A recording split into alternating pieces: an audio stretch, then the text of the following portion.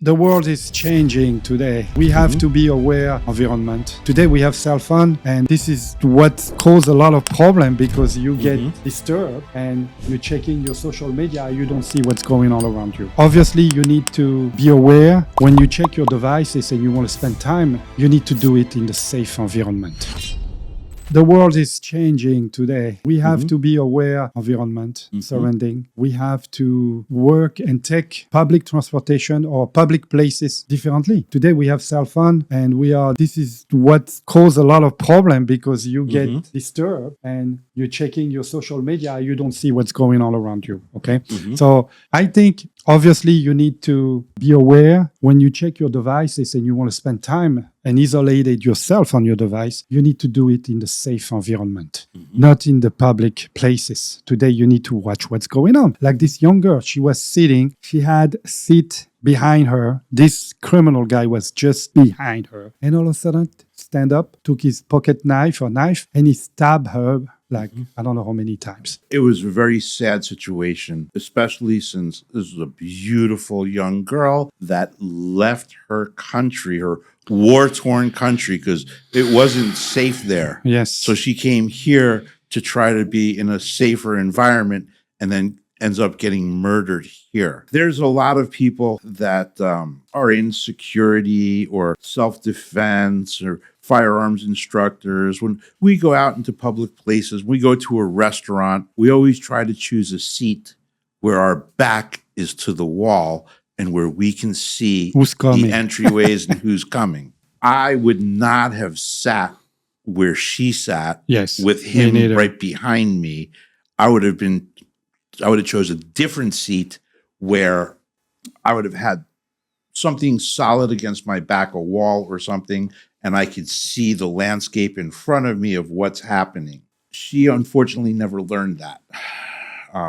She didn't have time to learn. That's something we need to learn to people. People need to learn that. We need to teach that, right? Yeah. So we can't, the days of just being trusting and everybody's good and nobody's going to hurt me. No, that is not reality. It's over. Bad things happen to good people every single day. And you never know when it's your turn at bat because you don't get to pick who attacks you or when they attack you. Someone else picks that. And they're probably not going to send you an email and say, hey, Victor, next Tuesday at 3:00, I'm going to attack you. Yeah. Right? No, it's not going to happen. So you find out once the attack has already begun. Yeah. That's why America also, it's the country of freedom because this country allow you to protect yourself. Okay. Right. With the Second Amendment right. And that's accessible to everybody. Okay. Woman, man, old person, young person, but obviously you have to be 21 years old to carry a firearm with or without license. It depends on the state that you are living. And that's why I'm a strong activist of the Second Amendment because first of all, when we carry a firearm, you learn how to use a firearm. So you get into the mindset of fight and defense. Okay. So this mindset also teach you how to behave, how to position yourself in public places and be aware of your surrounding. This is part of the training. It should be part of the training because you have a gun. You know you have a gun. Unless it's open carry, you'll be the only one knowing because it's going to be counsel. Okay? Right. So right now, you have responsibility because you carry a firearm. Okay?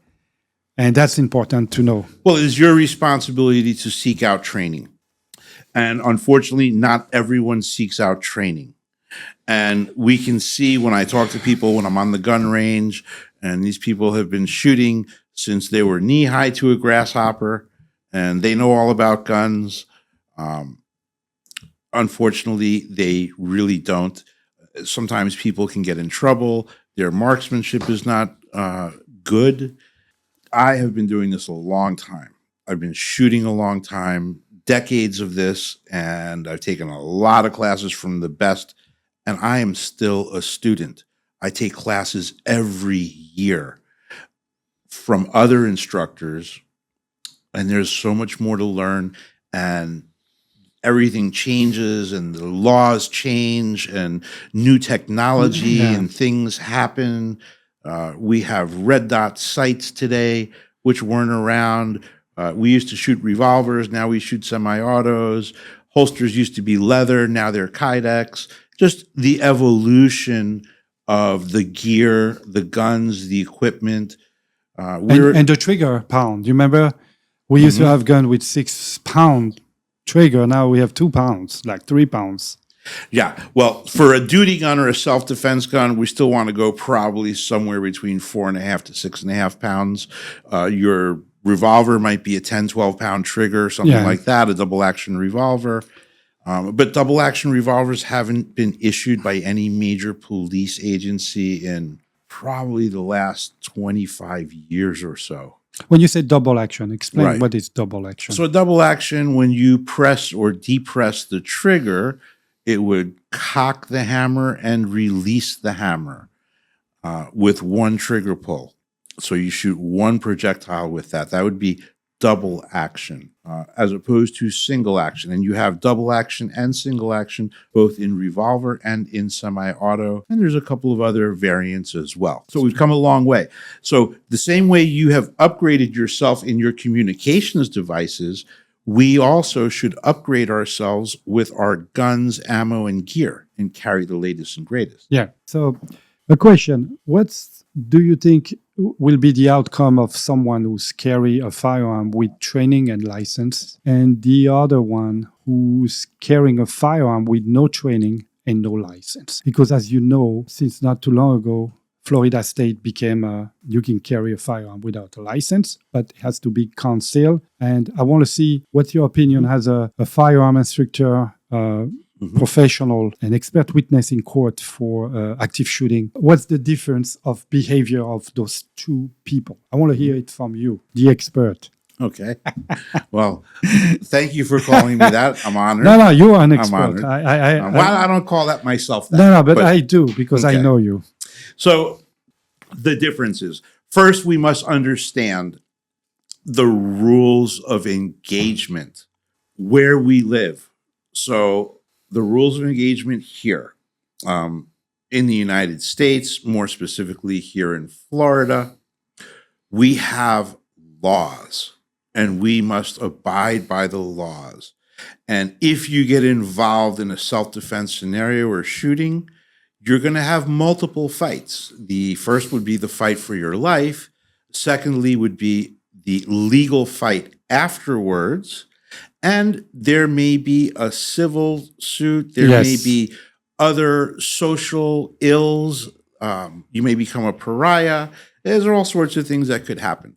Now, the person that takes the time to get training and learns about the laws and learns when you can and cannot use a gun in self-defense, they are more likely not to suffer ill consequences in the legal fight afterwards. I heard from sheriff, county sheriff, that beginning on the September 25th, you will be able to open carry without any license in Florida. No weapon allowed here. I can carry my gun. If you're on duty Yes. and you're actively involved in a case, Yes. then yes, you can. Ah, okay. Okay. And if they search me at the entrance, because there is places they, look at you, they have like a wand and they check you all over. Okay. And they see that I have a firearm and I show them my license and my 2 licenses. They can refuse the entry? They could. They could? They could. It depends upon what you're doing or where you're going. So, and what you're doing as a PI. If you are doing a protective detail as a PI, then you would do an advance and you would know where you're going ahead of time and make arrangements. With the establishment. Right. Yeah. Okay. Ahead of time.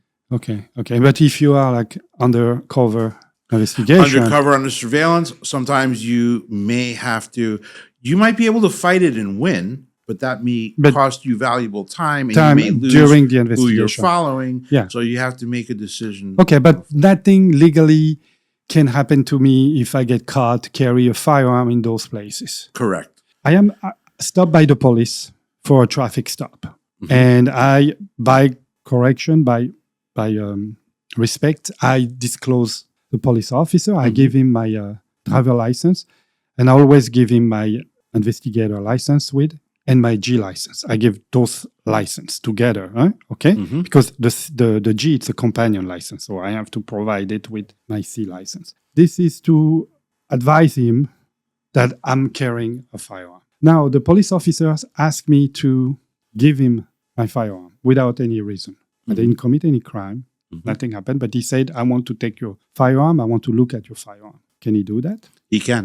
He can? Yes. I heard that he could not do that. No, he can do it for officer safety. Absolutely. I would be With a careful. G license? Mhm. Okay. Anytime they stop someone with a gun, if they feel they want to take that gun from you, they can do that. It's happened to me once. They took my gun, and when the traffic stop was over, he said, okay, your gun is in your trunk. It's unloaded. Your magazine is there, and the magazine's unloaded, and the ammo is sitting right next to it. Do not touch it. Do not open the trunk till after I leave. And once the cop left, That's I went to the trunk, loaded it up. That's so strange that Every cop is different. It depends on how you. I never how happened. you I got interact stopped for with them. traffic many times because my tinted windows, okay? Right. They don't know I'm a PI, but they stop me when I tell them I'm a PI, they let me go because I have the right to have my tinted windows for Right. the state of Florida. But point is, I always tell them, hey, I carry. They want to know where is it. So I tell them it's on my right, on my left, and that's it. And they say, okay, no problem. They're very respectful. They're not scared about it. I've had those interactions as well. But none of them told me to take my gun away.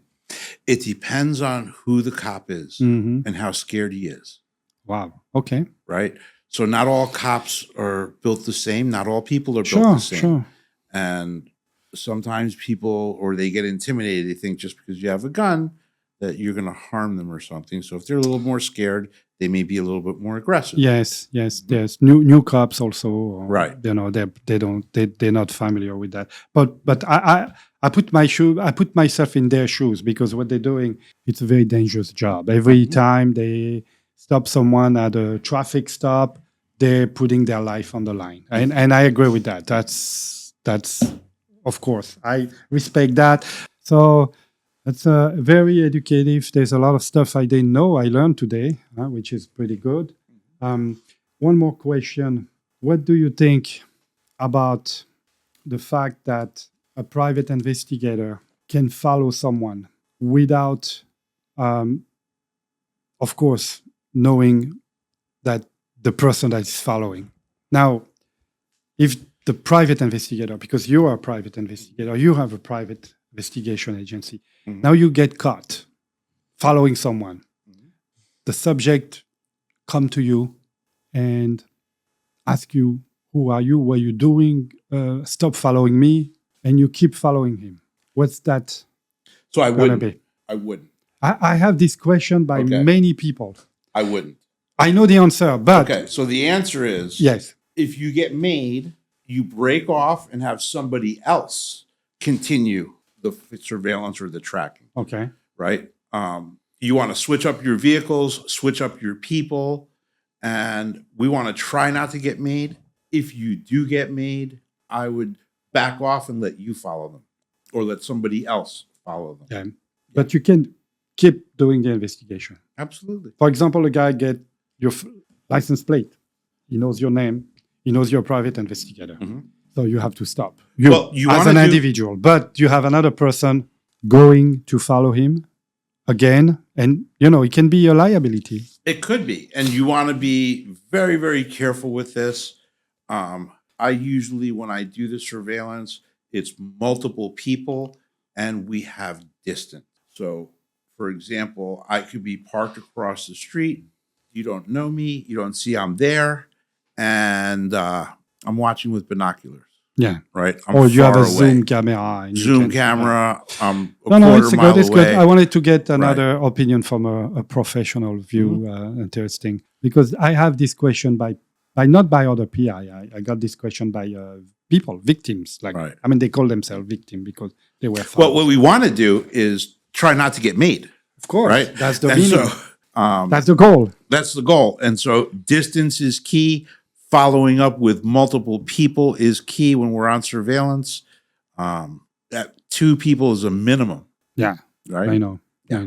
Okay, all right, guys. So I'm glad to had my dear friend Richard Smith, firearm instructor, private investigator, and also he's running a security company, Detail. Interesting. And again, it was a pleasure to have you today. Thank you. I'm so happy to see you, my dear friend.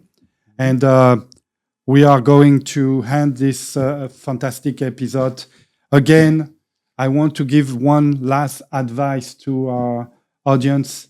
Watch and be aware of your surrounding when you are in the public places. Spend less time on your cell phone, on social media when you're there. Look around you. Look who's sitting behind you, who's sitting in front of you. I don't want to be paranoid, even if I am a little bit, but I want to tell you, watch your